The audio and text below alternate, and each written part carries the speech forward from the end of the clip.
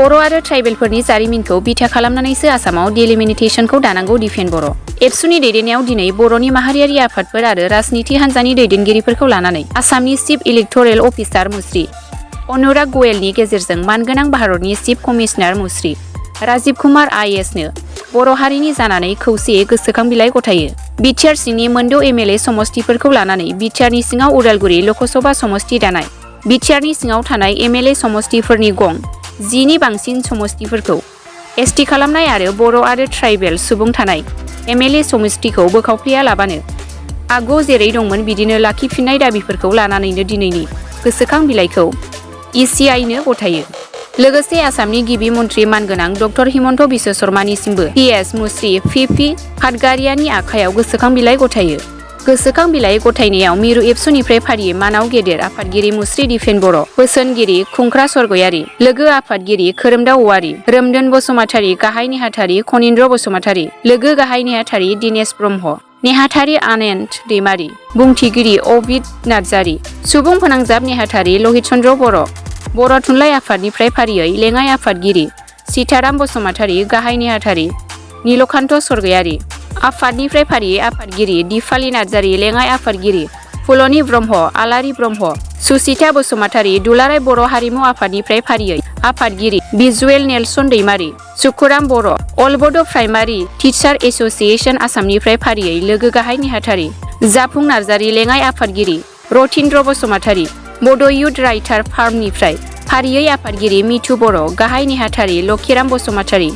बड' cinema artist एस'सिएशननिफ्राय फारियै गाहाय नेहाथारि गुरु पबित्र बर', सोमावसार बसुमतारी, अल बड' डिजिटेल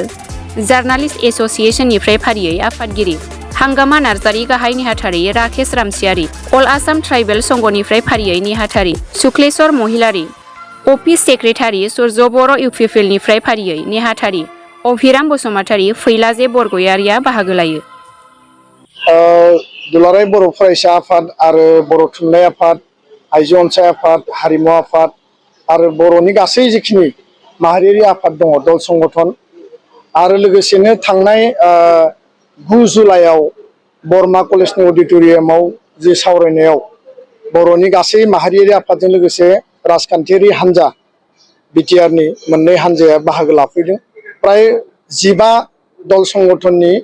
मोनसे जइन्ट इनिशिएटिभआव भारतनि बिसायख'थि आयगनो आसामनि चिफ इलेक्टरेल अफिसारनि गेजेरजों मेम'रेन्डाम हरनाय जाथों बे डिसिसना दाख्लैबावै एडप्ट जादोंमोन आरो बे सिद्धान्त बायदियैनो दिनै गासैबो बर'नि माहारियारि आफादफोरा ज' लोगो नांनानै प्राय बेयाव 35 मोनसे सोद्रोमानि जि मोनसे डेलिगेसन टीम जोङो Anurag Goyal IAS chief electoral officer of Assam बेखौ जोङो लोगो हमबाय आरो बिथांनि गेजेरजों इलेक्शन कमिशन अफ इन्डियानो राजीव कुमार चिफ इलेक्शन कमिशननो जोङो मेम'रेन्डामखौ गथायबाय आरो जोङो क्लियारलि मोनथाम बाथ्राखौ बेयाव स्पष्ट भाबै मेनसन खालामदों जे बिटिआरआव क'क्राझार एसटि समस्तिजों लोगोसे उदालगुरि 4 नम्बर लकसभा समस्ति दानांगौ आरो बे दाबिखौ लानानै जोङो मेम'रेन्डामखौ होदों। डिफुआ कार्बि आंलं आरो डिमा हासाव मोनद' विधान सभाजों जुदि मोनसे लकसभा जानो हायोब्ला बिथांमोनाबो 6 सिडुल बिटिआरआव थानाय 6 सिडुलनि सिङाव मोनब्रै जिल्ला मोन 15 विधान सभा समस्ति मोन 9खौ क'क्राझाराव जिहेतु दाजाबबाय मोनद' आग्लायनानै थानाय उदालगुरिनि मोनब्रै आरो गरेस्वर आरो तामुलपुर बे मोनद'खौ लानानै टार्मिनास माने बेयाव समस्ति दानांगौ बे जोंनि 1 नम्बर दाबि। 2 नम्बराव जाहैबाय जे 15टा विधान सभा समस्ति बिटिआरनि मोनद' रिजार्भ खालामदों एसटिनि थाखाय जों एडिशनेलि मोनब्रै आरोबाव रिजार्भ खालामनांगौ बिनि जों दाबिखौ होदों जेरै भेरगाव, गबर्धना, बिजनी आरो बावखुंग्रि आरो गासै मोन 10 विधान सभा समस्तिखौ रिजार्भ खालामनांगौ बे जोंनि दाबि। आरो 3 नम्बर दाबिया जाबाय जे आसाम नाङै गहपुराव, सतियाव, ढेकियाजुलि जेरै माने नोङो डिफु, लामदिं आरो डिमरिया बे समस्तिफोराव बर'फोरखौ ट्राइबेलफोरखौ सेरखाय बेरखाय खालामनाय जादों बेखौ बोफ्लेनानै माने माइनरिटि खालामनाय जादों। जों डिसाइडिं फेक्टरमोन जों पलिटिकेलि बेयाव माइनरिटि दा बेखायनो बे जि मोनथाम दाबिखौ लानानै जों मेम'रेन्डाम होबाय आरो जोङो बिथांखौ खावलायदों जाहाथे इलेक्शन कमिशन अफ इन्डिया बे मेटारनि सायाव कनसिडार खालामो आरो जोंनि दाबिखौ मानिनानै लायो। बिनि थाखाय जिखिनि स्टेट इलेक्शन कमिशननिफ्राय मेम'रेन्डाम दैथायहरनांगौ बिथांखौ जोङो खावलायदों आरो बिथांजों जोङो प्राय 15-20 मिनिट टाइम जों सावरायदों आरो बिथाङा जोंनो मिथिदों अनुराग गयल चिफ इलेक्टोरेल अफिसार बिथाङा जे बिथांमोननि जि मोनसे प्रप'जेल बे हिसाबै 19 तारिख जुलाइआव 6 सिडिउलनि जिखिनि काउन्सिलनि एरियानि दल संगठन बा पलिटिकेल पार्टिफोरजों लोगो हमनायनि थाखाय इलेक्शन कमिशन अफ इन्डिया फैबाय थानाय 13 बा 14 तारिखआव मिडियानि गेजेरजों नटिस जारि खालामगोन आरो बेबायदिनो 20-21 गुबुन गुबुन डेटआव आसामनि गुबुन गुबुन ओनसोलनि थाखाय आलादा आलादा डेट फोसावगोन होननानै बिथाङा जोंनो स्पष्ट भाबै मिथिनो होदों। बेयो दासिमबो अफिसियेल जाथ'वाखै नाथाय बिथांनि जिखिनि कमिउनिकेशन जादों इलेक्शन कमिशन अफ इन्डियाजों बेखौ जोंनो फोरमायदों आरो बे बाथ्राखौ जों दिनै स्पष्टयै मिथिबाय आरो बे खालि मोनाबिलि 3-4 बाजियाव जुदि जोंनि टाइमिंआ जायोब्ला जोङो इलेक्शन कमिशन अफ इन्डियानि डेलिगेशन टीमखौ स्पष्ट भाबै जोंनि बाथ्राखौ बुंगोन। बर' आन्दलननि सोमावसारनायनि जारिमिन बड'फा उपेन्द्रनाथ ब्रह्मनि 6 बोसोरनि बड'लेण्ड आन्दलननि जिखिनि जारिमिन बिएलटिनि आन्दलन एनडिपिनि हाथियार आन्दलन बे गासैबो आन्दलननि आन्दोआव राजखान्थियारि मोन्थाय संबिधानिक मोन्थाय आरो संबिधानिक भाबै जोङो जि मोनसे रैखा कवच सेफगार्ड आरो प्रटेक्शन मोननांगौ बिनि थाखायनो जों आन्दलन खालायदोंमोन। सेल्फ डिटारमिनेशन गावखुंथायनि थाखाय आन्दलन खालायदोंमोन। काउन्सिलखौ जोङो जेरैबायदि प्रटेक्शन होनांगौ काउन्सिलनि सेफगार्ड काउन्सिलनि सिङाव राइट्स एन्ड प्रिभिलेजखौ 6 सिडिउल भारतनि संबिधाननि आन्दाराव जेरैबायदि जोङो माने सम्पूर्ण भाबै मोननांगौ एखे रोखोमैनो आसाम एसेम्बलि भारतनि पार्लियामेन्टआव जों जाहाथे सानै रिप्रेजेन्टेसन हरनो हायो। आसाम बिधान सभायाव जाहाथे जों 15 जननिबो बारा आरो आसामनि गुबुन गुबुन जायगानिफ्रायबो ट्राइबेल बा बर' मानसिखौ दैथायहरनो हायो आरो बिनि गेजेरजों बर' आरो ट्राइबेलनि राइट्स आरो प्रिभिलेजनि बाथ्राखौ जोङो भारत पार्लियामेन्ट आरो आसाम बिधान सभायाव पेश खालामनो हायो। जोंनि राव थुनलाइ जोंनि हारिमु जोंनि थांना थानाय जोंनि जौगानाय जोंनि गासै डेभेलपमेन्ट एस्पेक्टफोरखौबो जों जाहाथे मोनफुंनो हायो बेनो जोंनि मेन आरो बर' आन्दलननि गुदियावनो राजखान्थियारि मोन्थायानो दङमोन। दा जिहेतु बे मोनसे संबिधानिक प्रसेस बे जिहेतु मोनसे कनस्टिटिउसनेल प्रक्रिया आरो बेखायनो गासै दल संगठना बे प्रसेसआव जों बाहागो लादों आरो दिनै जोबथा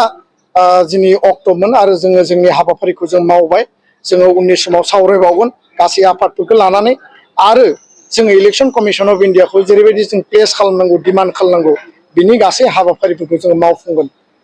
बेखिनिखौनो आङो फोरमायबाय। गोजोन्थों। आसाम केबिनेटनिफ्राय मोनसे डिसिसन बिसायख'थि आयगनो हरनायनि जिहेतु ओंखारदों बे दरंखौ भैरबकुन्द बानायनाय आरो अबथनाखौ मानास जे बानायनाय बेबायदि मोनसे ओंखारदों बे खेथ्रआव मा बुंगोन? ना बे बेलायाव जोंनि स्पष्ट जे नाम सोलायनायाथ' जोंनियावबो प्रप'जेलाव दङ जे गबर्धनाखौ मानास खालामनांगौ बा बिनि सायाव नायफिननांगौ आरोबाव माने माजबाटखौ माने रौता खालामनांगौ। दा नाथाय उदालगुरि 4 नम्बर समस्तिखौ जोङो उदालगुरि हिसाबैनो प्रप'ज खालामदों।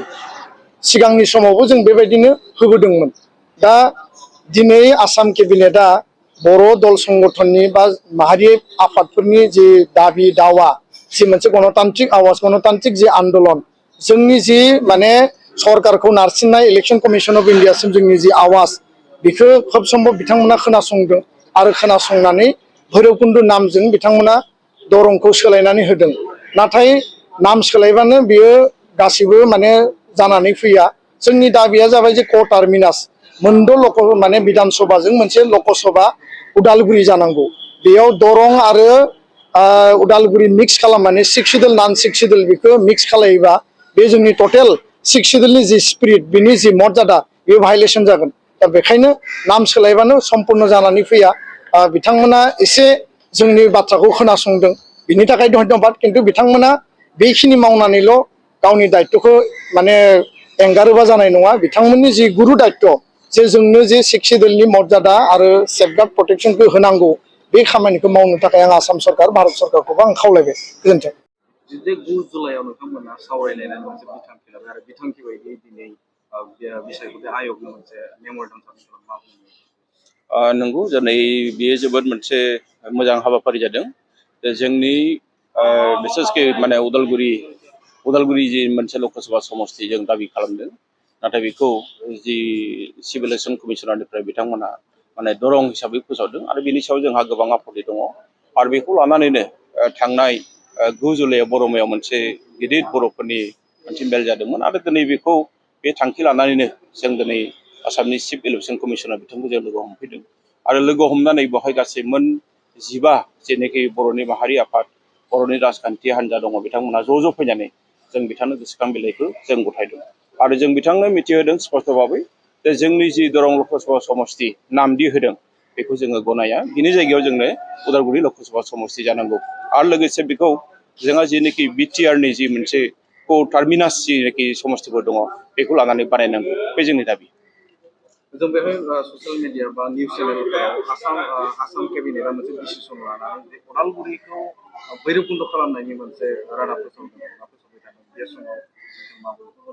जों दाबो रोखा नङा जों खोनादोंसो निउस मिडियाआव ओंखारनाय बाथ्राया सैथो नङाबो जानो हागौ नाथाय मुंल' होनानै जोंनि जुदि जोंनि बिटिआरनि जेनाखि बाहेरायाव थानाय समस्ति बेखौ लाफाबा जों बेखौ माननाय नङा जोंनि दाबिया जाबाय जे मुंजों लोगोसे जोंनि बिटिआरआव थानाय जेनाखि मोनबा समस्ति गोनां जायोबा जोङो बे मोन 15 समस्तिनिफ्रायनो खैथा जोंनि उदालगुरियाव थागोन माखासे क'क्राझाराव थागोन बेखौ जोङो थि खालामना होनांगौ नङाब्ला जों ओरैनो निउसाव ओंखारनाय बाथ्राखौ जों फोथायनानै थायोब्ला बेयो थिग जानाय नङा जों बेखौ सानो